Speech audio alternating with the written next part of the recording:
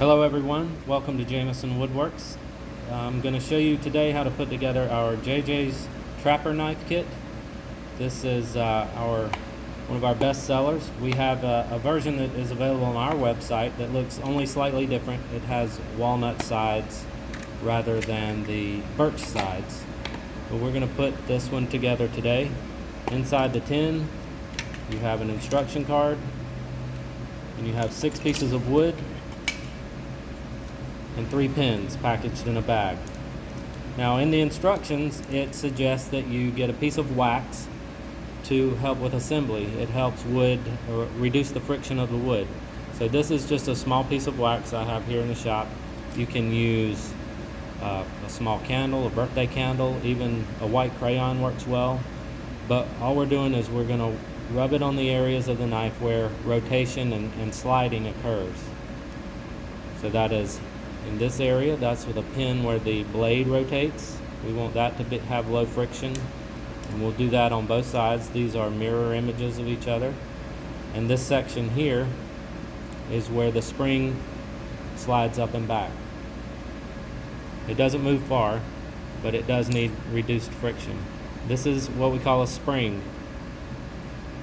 We want the blade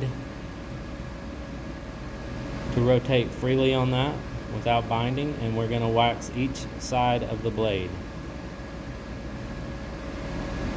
We'll do that for both blades.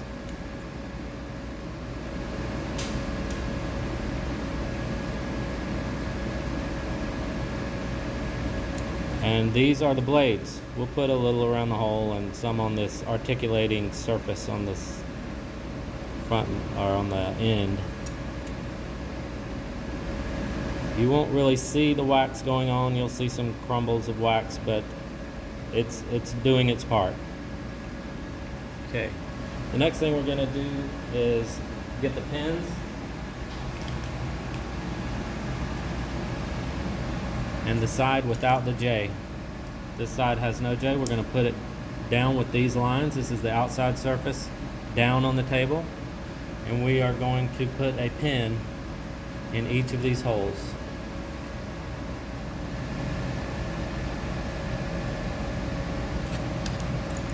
Take one spring and align it on this center and the left side pin. And now you can see the spring is in position for the blade to slide in place, but it has to be sprung downward to allow the blade to get properly seated. So we're going to take the back blade, which this is called a spay blade when it has that. I'm going to slide it onto the pin, get it down to the spring, and now we're going to just pull that spring back just ever so slightly and slide that blade in place. Now all these pins and springs are in tension and they're probably spread out just a little bit, but that's okay. We're going to take the next spring, put it just exactly on top of the other one. We're going to take the other blade, this is called a clip blade, and we're going to put it down. Both blades go down with the thumb notch facing up.